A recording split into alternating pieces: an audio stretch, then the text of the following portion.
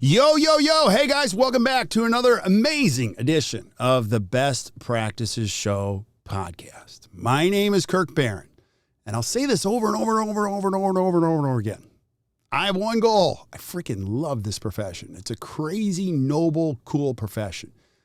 And there are so many cool rock stars. Today, I bring back, again, one of our young rock stars. This kid, I always say, the force is strong with you. Dr. Drew McDonald, what an amazing thinker. And he's a great guy, too. He's going to talk about, we have a conversation about TMJ and airway-directed orthodontics. You have to check this out. I promise you, it'll change the way you think. So hope you guys enjoy the episode. We'll see you soon.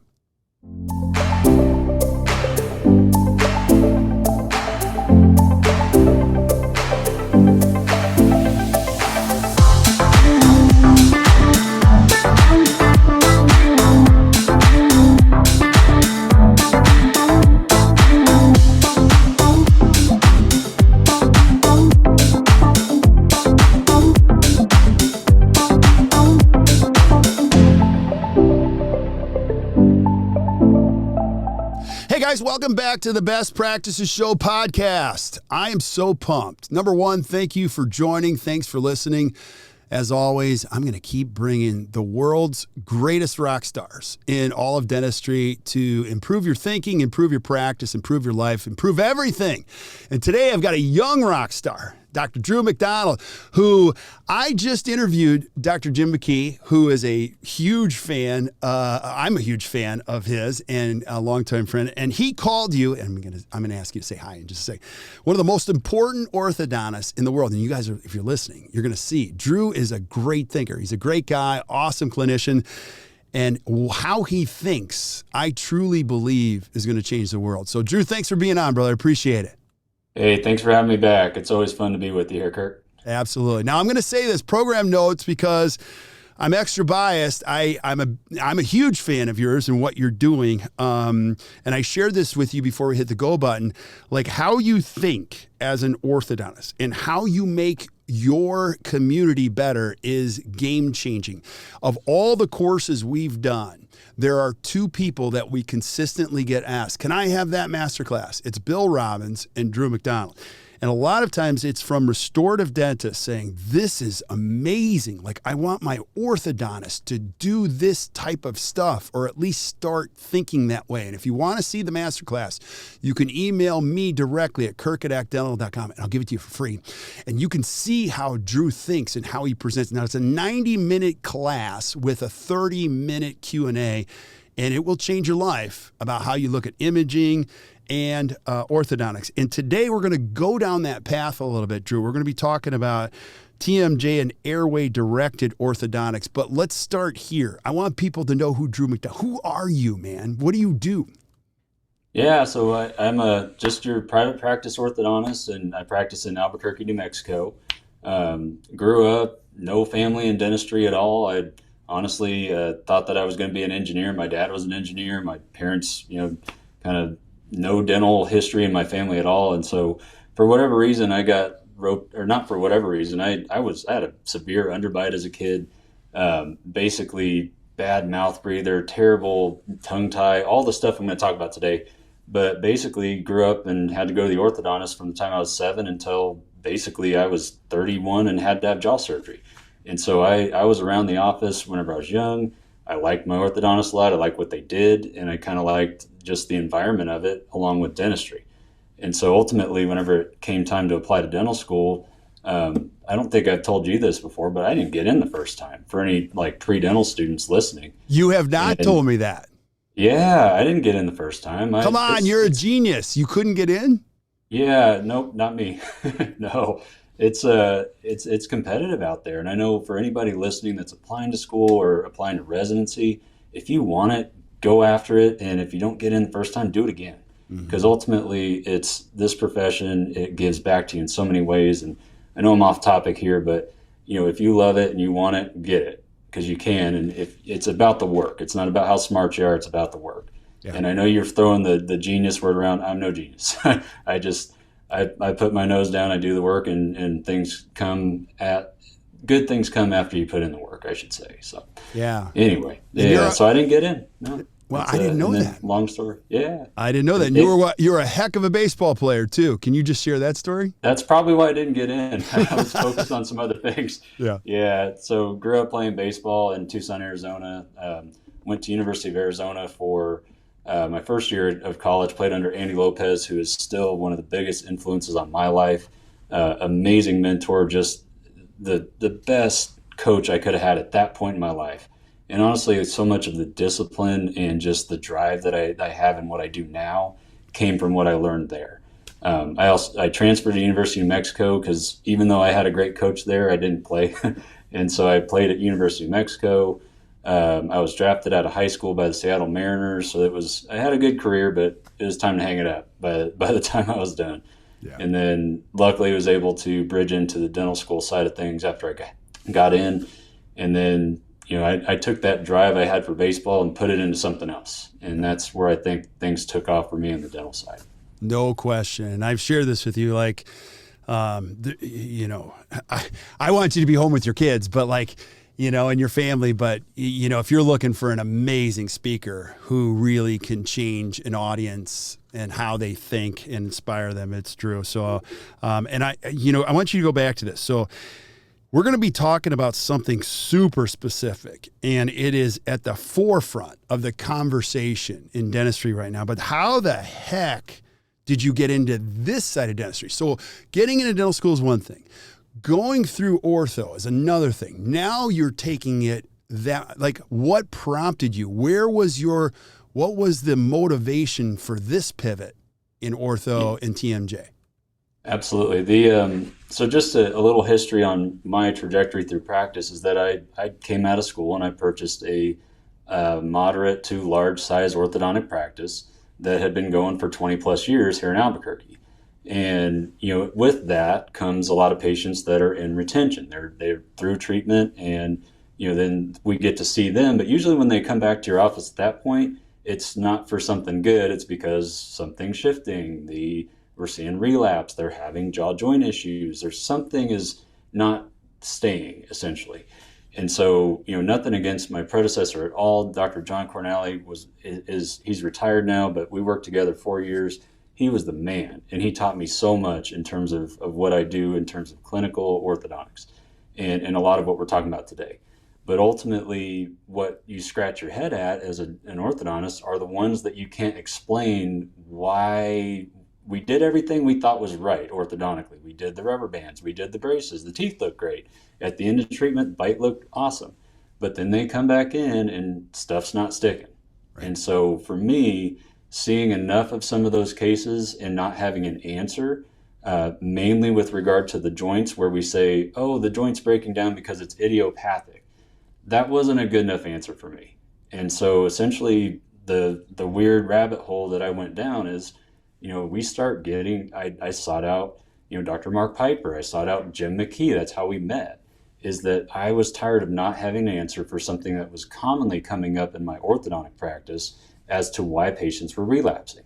And what we stumbled upon what I feel I stumbled upon was that, most orthodontic patients are there because they've got a joint issue, an airway issue, or a tongue issue, or, minimal other things, but it's not just teeth.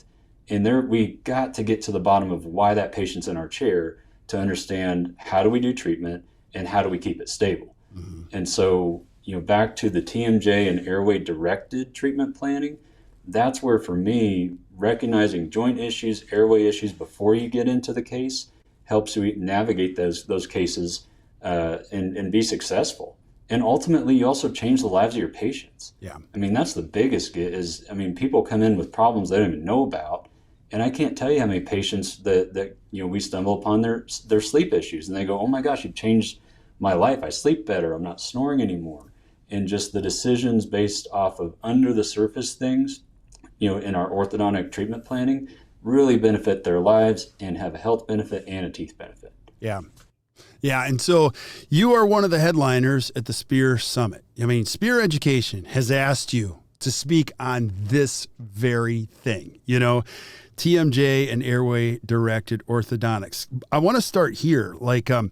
As this topic grows, what's what's most misunderstood? What do people fundamentally get wrong before we start taking this apart? Yeah, in ortho school, we tend to cling to old research that says that basically divorces us from both of the situations of airway and joints. I go into this in my lecture, but there's some pretty dogmatic thought patterns in orthodontic education that basically say, we have nothing to do with joints. And, a newer set of, kind of research white paper that was done in 2018, 2019, basically cleared us of, everyone's mind. It said we're cleared of having to worry about the airway. We don't make it better. We don't make it worse. Why should we care? Was kind of the consensus of a lot of that paper. What the details were in both of those papers, on the airway side, it really did say we're involved in this. We need to be screening as soon as we see kids, adults, anybody. We need to be at least screening for patients. And then depending on your level of expertise in the field, if you feel comfortable doing some things that treat or better that based off of current research, then go for it. And basically that we are involved in this. And so what I see every day is what lands 90% of patients in my orthodontic chair is an underlying airway issue. Right. If they're a mouth breather, if they have poor tongue posture because they can't breathe through their nose, if they just have tongue thrusting patterns to breathe better, all that stuff, the teeth move and they get out of place. And so it looks like an ortho issue. Really, it's an airway issue that's bringing up the secondary problem with the teeth. Same thing with the joints. In the 1980s, 90s, we had a lot of papers and things that were kind of looking to excuse our role as orthodontists from not affecting TMJ issues. And that basically the consensus of one of the landmark papers was that, orthodontic treatment doesn't cause a higher risk of having joint issues or not based off of doing treatment or not. What I see and what I talk about the most is that these patients had joint issues that before they ever entered our chair.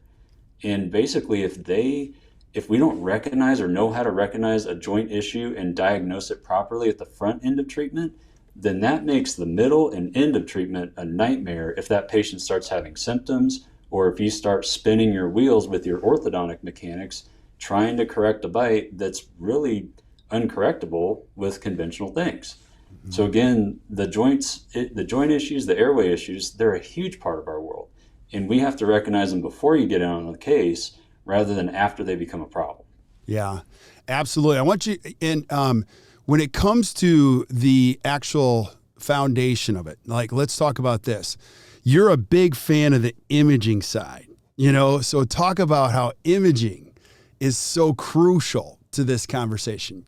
Can you share that? Yeah, I love imaging. That's my baby. I think that master class that I did last, that was like my ode to love of imaging. Really the gist of how I even start, how you can diagnose the airway and the joint issues, it all basically comes out of the imaging that you see with the patient. We've got to be doing CBCTs. We've got to be doing MRIs to be able to see the enemy under the surface. And so, without a CBCT, how do you expect to visualize the airway? How do you expect to visualize, deviated septums or turbinates? How do you expect to see the joints and what's going on there at the hard tissue level?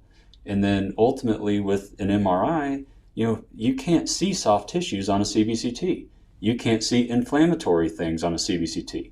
So if there's joint concerns with clicks, pops, deviations of the jaw to one side, essentially we've got to get to the bottom of that. And what we know through decades of research on the joints is that joint issues cause bite problems. Right. And that is the opposite of what you were taught in ortho school, which is that bite problems cause joint issues. So I think that that's the biggest mental leap that we all need to make as orthodontists is that, under the surface issues cause the bite problems, whether it be joints or airway, and versus the opposite of what we were taught, which is that teeth problems cause, joint issues or airway issues, which is, we got to flip our thinking here. Yeah, and I'm just going to point out a couple of things. Bill Robbins always mentions this, like, one of the greatest partners you can ever have as a restorative dentist is an orthodontist. And an orthodontist can make a huge impact on not only the patient, but the overall restorative outcomes that you're going to build and create for dentists. Now, I'm going to throw a whole bunch of stuff on the table. You help us unpackage. Another thing is 35 years of treatment planning was flipped on its head. Frank Spear himself said, the 4 pillars of diagnosis: structure, function, biology, aesthetics. We're not doing that anymore. We're going to add a 5th, probably the most important pillar, which is airway. Now, I'm going to paraphrase. And he said, what good is it if we get all that right and they still can't breathe? Can you unpackage all that I just threw at you? Yeah, no, that's 100% how I look at cases now, is that, I know it's easy in ortho especially to focus on the teeth and the teeth part and the aesthetics. That is 100%, our world. We're good at it. Everyone who's an orthodontist knows how to move teeth. People who aren't orthodontists know how to move teeth too. But essentially, if you land the plane in the wrong spot in regard to the airway and the joints, then basically what did we do? Like you said, did we help that patient from a bigger standpoint than just having a nice cosmetic result? Or did we miss an opportunity to do more for that patient? And ultimately back to, the airway and the joints guiding decisions in orthodontics, if we recognize the issues, we can do a lot orthodontically to help. Maxillary expansion is a huge thing or a huge part of our world orthodontically that we've known forever that helps with nasal breathing. All of our new technologies in ortho too have been allowing us to bring that to a new population of adults. I joked with you before I got on here that I just placed a maxillary skeletal expander in the office right before we got on the show. That's why my face is red. But ultimately, that was a 40-year-old or female that now I would have never thought I could expand that person. And ultimately, I've seen 64-year-old patients in my office. I've seen, all the way down to, young adults that were doing that type of expansion. And they come in into a T, they're like, oh my gosh, I can breathe through my nose now. Yeah. And it's this whole thing but ultimately what got me to do that was, I saw under the surface. The CBCT showed we have constriction there. We're a narrow nasal base. And can we affect that along with getting the teeth in place? Absolutely. But you have to see what's under the surface to say, do we want to tackle that? Yeah, absolutely. And I'm going to throw one of my favorite Pete Dawson isms at you too. You guys, I love this stuff so much. I'm like having total recall. I'm like, sitting through the Dawson Academy courses, one of the things that Pete would just overwhelmingly make clear is like, we're going to get all this right, but you got to remember, we're going to manage forces. And the data shows patients are living longer now than ever. So no matter how beautiful or what kind of neighborhood or where you get the plan to lane right now, you're still going to have to manage forces over time. And that's where the TMJ, all these pieces come together. I consider you a master puzzle builder. But, I'll throw Rouse at you too. I interviewed Rouse. You guys can go back and listen. When he goes, listen, you got to be careful about your promises. A lot of times we're promising what we can do right now. I'm going to get you as close as I can. But there are external forces, managing forces that are going to impact the overall outcomes patients experience, correct? Yeah, absolutely. Yeah, I always, so back to that, and Jeff Rouse is, one of the biggest influences I've had on the airway side for sure. And I back to going into what you're taught in ortho school versus when you're out. I honestly, whenever I got out, I thought the airway stuff was kind of woo-woo, right, honestly. And because that's what you're told in school sometimes. And I'm not saying anything negative. I had a very progressive residency program, but that just wasn't part of our curriculum. And a lot of the prominent voices in orthodontics, at least on certain, study groups and Facebook groups, are on the anti-airway train. And so anyway, so I went to Spear because I have a study club here in Albuquerque, and I went for whenever we had the big, auditorium classes, and Jeff Rouse was there. And I was like, okay, these people are here to see him, hear what he's talking about. This at least, all the restorative dentists in my community are listening to this. I better be up on at least knowing what's going on here. And the more I heard from him, the more I dove into other research with airway side, the more I went to, the Breathe Institute and sought out their classes. I mean, all of this is just such the world of the orthodontic patient. It's you just can't unsee the truths that you see. And Jeff Rouse really brought me to that side of things for sure. And so, I will say that there's so many mentors that have directed things, airway wise, joint wise to where we are now. And I don't remember your question. I'm so sorry. Yeah, and I actually didn't even have a question. Yeah. I was just, the importance of the TMJ airway conversation. Okay, so, Pete would always say managing forces, like, the forces change over time. And so the orthodontic patient is a really important, and Bill Robbins would be like, my orthodontist is one of the most important people, when it comes to thinking about how I make sure this dentistry lasts. So that was kind of like the first part of my thought. And I didn't even have a question. I was just curious as to your thoughts on that. Yeah, well, I think to add on to that, it's managing expectations, as it sounds like, is also the underlying note of that. And so back to seeing what's going on with the patient underneath the surface, we can start to have those conversations of, if you tackle these things now, it will make this it should make this improvement, but you have to stay on it. And then the patient has to own their issues and know that they have to also be managing things the rest of their life. One simple fix today, or one thing that they think is a simple fix, is not going to correct things the rest of their life. I'll use an example. Whenever I do an MRI on a patient, I always tell them, like, okay, you have a non-reducing, let's just say that the MRI shows that their disc is completely off, not protecting that joint. Basically, I start the conversation with, you have this going on right now, you have this amount of inflammation. At minimum, we need to be managing this. You could also be looking at resolving it. And that's where Dr. Mark Piper, now Brian Shaw, who took over his practice, and Divitz and others have really become masters of the joint type of surgical interventions. Again, Mark is the master who's inspired so many of these things. Same thing with airway issues. I stumble upon nasal issues are the most common thing I think I see in orthodontics. And, patients go, okay, I'll go see the ENT, and, they didn't say it's surgical, so I guess I don't need to do anything, right? And I go, no, you still have an issue. And because they're telling you they don't want to do surgery, that doesn't mean you don't have to manage this the rest of your life. Right. And so having that conversation with the patient, they clearly start to own their issue, and then they also start to take it on that they want to, be in charge of it. And they know, if I don't do these things, then I can expect, that I'm not going to see the maximum benefit that we talked about.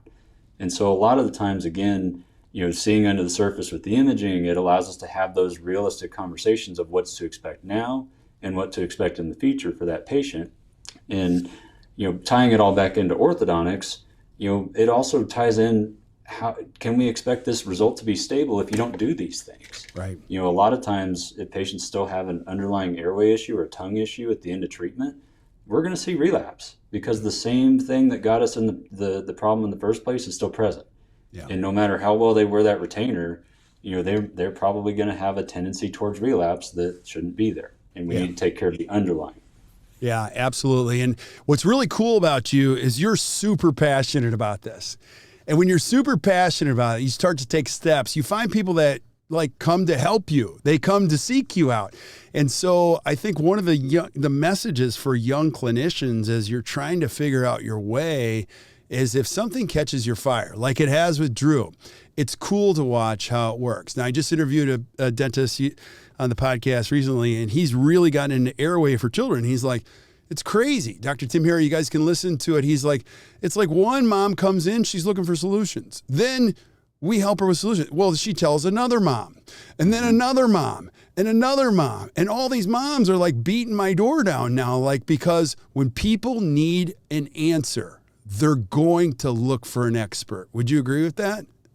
Yeah, absolutely. And I would say, honestly, and Jim McKee talks about this all the time, but if you want to have a practice that sets you apart, that people seek you out for, and that ultimately you can be, setting what you want to be paid for your time and your effort that is above, what someone else has seen before, then you have to be better than just the person down the street. Yeah. And ultimately, back to that, I have so many patients that are word of mouth that come to our office because, exactly like Tim Harry said, one person we helped, and then they spread the news. It is literally like the televangelism or whatever at the end of it. Like people are just become passionate about it. And there's a pocket of Albuquerque it's far away. It's like 40 minutes from my office. And I see so many patients from there because they just tell each other. Mm-hmm. And basically they're all looking for the same types of interventions and the same, type of looking at the case that's going to do more for their kid or more for them as a patient than just the straight teeth part. Yeah. Because again, the straight teeth part's easy. It's looking at the big picture and trying to help the big picture is where we can make the biggest difference. Okay, so I want to unearth one of the biggest elephants in the room, and you can help us with this. Now, I'm just telling you guys, if you guys see Drew speak or you watch the masterclass, you're going to go, oh my goodness.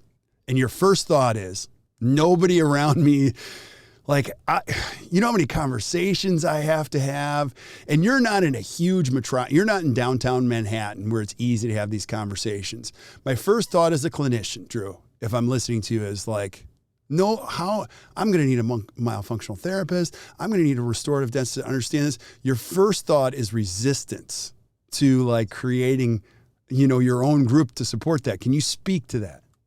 Yeah, it's hard work. It's, you have to build it and you have to sometimes run through a certain, I'm not saying anything negative, but I've gone through 3 ear, nose, and throat groups here in Albuquerque because, at some point I was sending patients for things that I was seeing on the imaging, and it was a big problem in their life. Their parents agree, and just we weren't seeing things the same, and the ENTs were dismissing or whatever.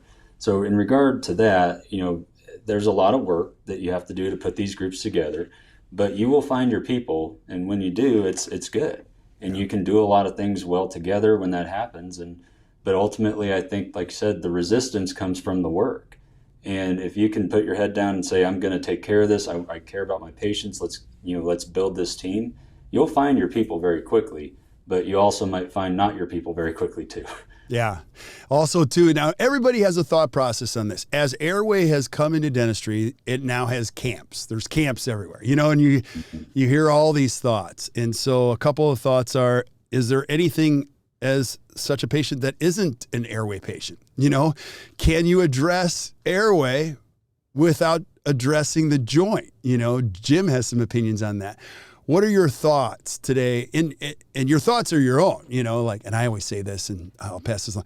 If you're going to quote me, put a date next to it, because this is what I know today. What does Drew McDonald know today about this issue? Yeah, I know that we can't be in a camp and ignore all the other stuff. Yeah. That is 100% how, I know I've been to a lot of different CE, and just I love learning the different perspectives or the pieces of the puzzle. But I feel like sometimes in those different CE, it becomes easy to go, well, that's it. That's the answer for all these patients. And then you go to a different one and go, oh, wow, that sounds amazing too. And that sounds like that might be the answer. What I've come to see in orthodontics especially is that this is the hot garbage fire of all issues of dentistry, which is if somebody's in your ortho chair, they've got all of the above going on, and it's our job to know how much of what is diving into this case. Right. And basically, again, back to camps, back to just singular thinking, we have to look at it all, and we have to be masters of it all. Because if we're missing one of the fires that's burning, it's still going to rear back up and cause issues for these patients.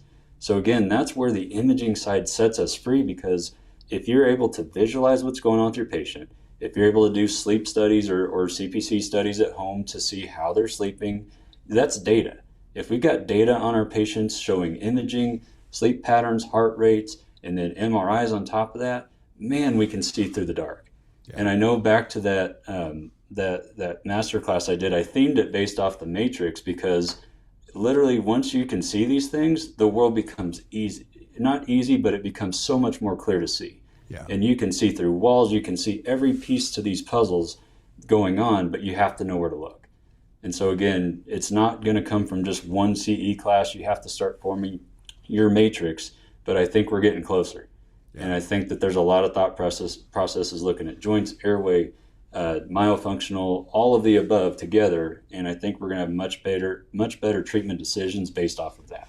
Yeah. Once you see it, it's hard to unsee it. you know, Yep, and absolutely. I think Jim called it Night of the Living Dead. You see them everywhere. You know, it's kind of like, Yep, exactly. I see airway patients and joint patients everywhere. So I have so many other questions, and I know, you know, I could keep you for 2 hours on this. I want you to talk about what you're presenting at the Spear Summit. What are you going to be talking about? You know, if you've never been to Spear Education and you're listening, like, what is it? What are you going to be talking about? How do I find it? Yeah, so in a nutshell, what I've described all day today, or all podcast today, is, you know, that the joints in the airway are extremely important for diagnosing and directing our treatment planning. What I'm really going to talk about at Spear Summit is when we should see this, because in our heads as dentists, and especially a lot of, you know, restorative dentists that are listening, we think of the joint patient as a pain patient and an adult or a late teenager. We think of the airway patient a lot of times as like that 300-pound dude in the chair that sleep apnea confirmed. What I'm talking about is seeing that at age 4, at the airway, at the joints. How do we go about that? How do we address it? And then ultimately, what can we do based off of seeing those issues, incorporating the airway and the joints into the treatment plan? And how do we also, like I said, land the plane with the bite in the right place in regard to the airway and the joints? Yeah. So, you know, basically a lot of what I'm talking about today, with lots of examples, a lot of MRIs, a lot of CBCTs, because that's what guides treatment. And I'm looking forward to that one so much. I wish I could be there. We're going to put a link down in the show notes to how you can get there and see this, and I'm going to highly encourage you to check it out.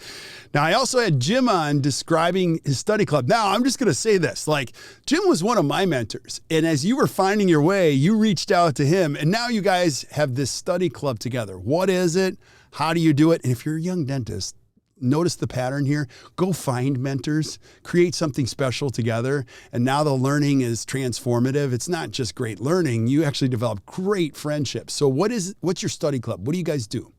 Yeah, so Jim started the Chicago Study Club, and it's with myself, Dr. Kirk Behrendt, who's also in Chicago where Jim is, Dr. Seth Atkins, who is in the Dallas area, and again, there's me rounding out for the orthodontic side. Jim is a restorative dentist with a strong focus on joints. Kurt is also a restorative dentist with a strong focus on joints, but also brings a very big airway perspective to things. And, you know, the fun part of all this is that what Dr. Seth Atkins does is he does all this too, but man, he is a whiz with the 3D printing side of things. How do we make this happen with splints? How do we direct, you know, certain types of appliances? You know, he is a whiz with teaching. How do you actually make this happen in your office without having to do the lab work and making this all efficient and cost effective? And then there's just me doing my thing and, you know, talking about the orthodontic side. But ultimately, I think that it's having the 4 of us, and we do have guests that join us. You know, it's a well-rounded, you know, experience that basically we're talking about restorative dentistry, orthodontics, and 3D printing, and just the world to come of where we're trying to go from seeing the whole patient.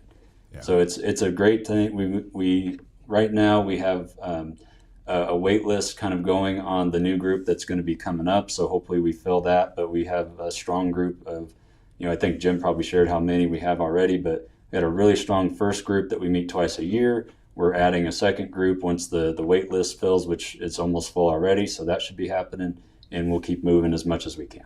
Yeah. So again, if you're listening and you're not taking notes, don't worry. We're taking notes for you. So flip up to the notes on Stitcher, Spotify, iTunes, whatever. You're going to see a link to all of what Drew has shared, and you can get on the waiting list. So, which I'm going to encourage you to do. You're going to speed up your learning, and it's just going to make your life better. So, and I'm going to encourage you. You guys check out Drew's stuff. If you're ever, you know, at a conference and you know Drew speak, just go check it out. Drew, I say it all the time, but you're changing the world, brother. Keep it up, man. No, thank you so much. This is always fun to be with you here and talk about all the fun stuff that we get to do. So thank you again for having me on. Well, and as you evolve as an educator and the information, you know, we're on the cusp of one of the biggest conversations in all of dentistry, in the history of this great profession. I have no doubt that you're going to learn a lot, add some, you know, perspective to it, and I'm going to have you back again and again and again and again, and we'll just keep hanging out. So it'll be good stuff. So thanks for being on today, brother.